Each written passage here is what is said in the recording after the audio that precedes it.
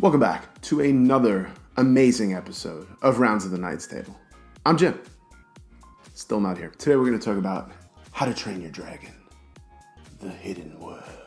This film is the conclusion to the trilogy. This film follows Hiccup, who is now like the leader of the Burks, or Birkins, which is funny because that's the troll, the bad guys and trolls, although it's Bergens.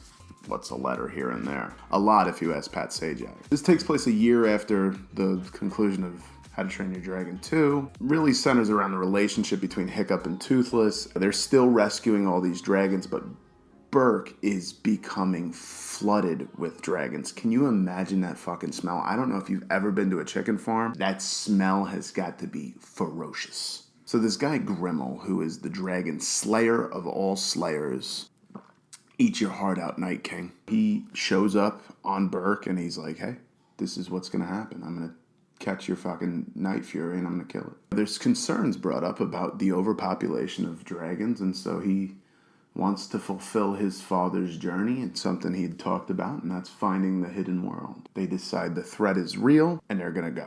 And they can take all these fucking dragons with them. So they set out and they end up settling on this little island. They're still being pursued by Grimmel. And he sets out this bait of the Light Fury. Once Toothless smells that pussy, that is it. He's done. He's T-Pain sprung. They go back and they try to capture Grimmel because they know he's coming. It ends up backfiring and he captures Rough Nut, who is annoying, and so they set her free and she leads him right back to him. So Toothless goes on his date and the movie night doesn't come back, and so Astrid and Hiccup go looking for him. They end up finding the hidden world, which is so fucking easy to find. It's right there. And they end up finding the legend of the hidden temple and the blue barracudas.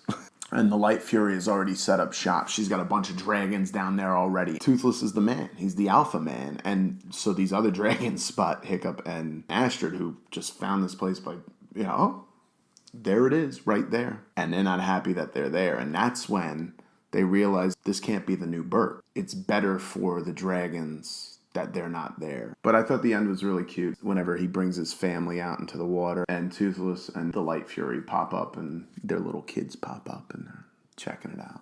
Let's talk about the good. I thought the story was solid enough to cap off this trilogy, which was a pretty good trilogy. Not Toy Story trilogy good, but I mean, they're doing 4 now, so you're out now. I feel like if you liked the first 2, you would like this one. Best moments of this film are between Toothless and the Light Fury, and he's doing his little dance. It's like his mating thing, but he's so awkward. My kids thought it was funny, even though, I mean, I don't need them to know what the mating dance is. Thought there was a good balance between like these gentler moments and these fights. These fight scenes with fire and dragons and swords and shit, and these more tender moments between a man and his dragon. It's just a modern retelling of Old Yeller, except Old Yeller gets killed in the end, and then Han dies. It's like saying goodbye to your kids, and then Grimmel like trying to kidnap him, and then finally gets him in that little showdown that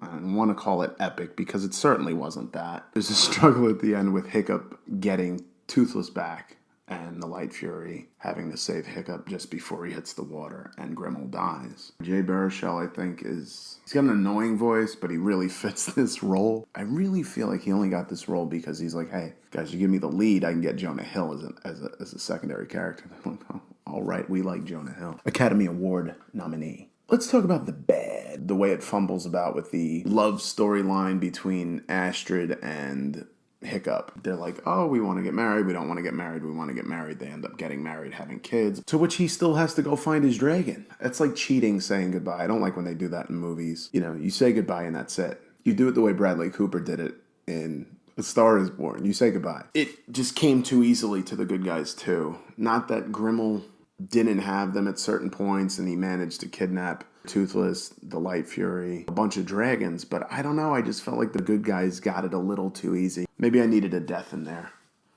but maybe I'm also just ramping up for Game of Thrones. Dragons and shit, although prequel to Game of Thrones. Grimmel was okay. I thought F. Murray Abraham does a good job because he can just play a good bad guy. He plays a good villain. He could have been that really good villain that is one step ahead of everything the good guy does, like the Joker was in The Dark Knight.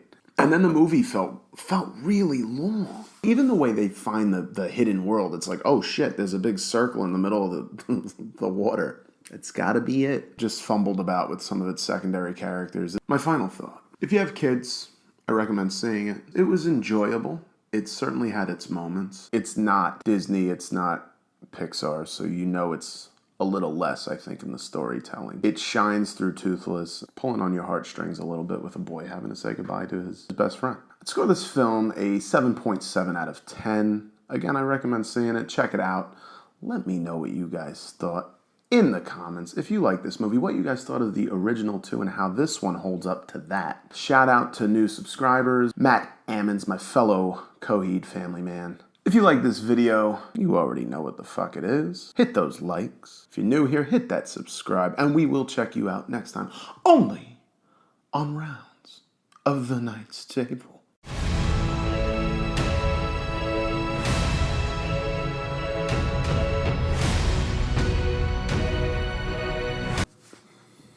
Mic check 1, 2, and we don't stop.